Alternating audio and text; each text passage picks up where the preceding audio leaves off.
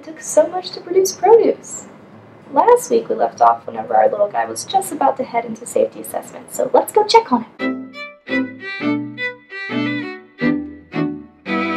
The gene that's been added codes for the production of certain proteins, so in order to make sure that those proteins are safe, scientists put them in simulated stomach conditions to make sure that they're digested quickly and completely. Scientists also give mice the protein in different concentrations so that they can observe its effect on them. The levels of nutrients, toxins, and allergens in the modified plant are also compared to those in the conventional plant, just to make sure that everything's in order. To make sure that the genetically engineered crop is suitable for animal feed, they give it to these fast-growing, super-sensitive chickens. Then they compare their growth characteristics to those of chickens who were fed the conventional product.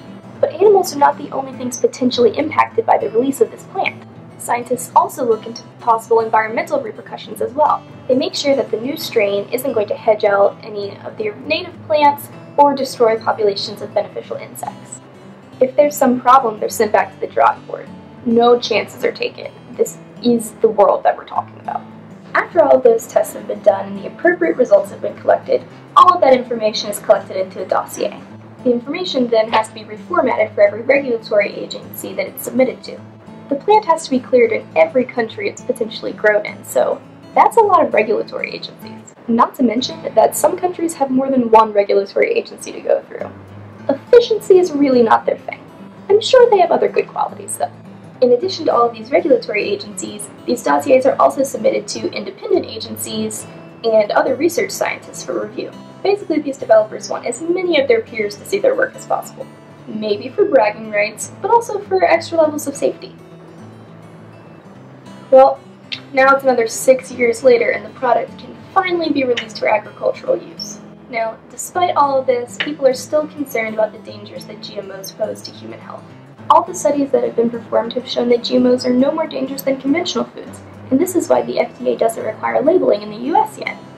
In fact, while some people are concerned that the safety evaluation of GMOs are pretty lax here in the United States, some large biotech companies actually put their products through extra voluntary rounds of testing, just to assuage the people's fears. I know that a few years back people got all bent out of shape whenever a paper was published that showed that rats fed genetically modified corn developed more tumors than those fed conventional corn. I mean, if I read that headline, I would be freaking out.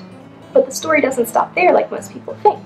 The journal that published the paper actually did some research into the study and found that the rats that were used developed a lot of tumors anyway, and that not enough rounds of testing were performed for anything to be conclusive.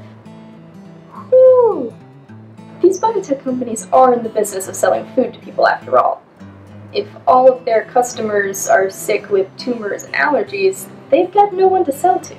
Now, whether or not these big biotech companies are a little bit too concerned with profit is another story, but the safety of the consumer is a top priority. Be sure to tune in next week to find out how GMOs can help the nitrogen problem in agriculture. Till then!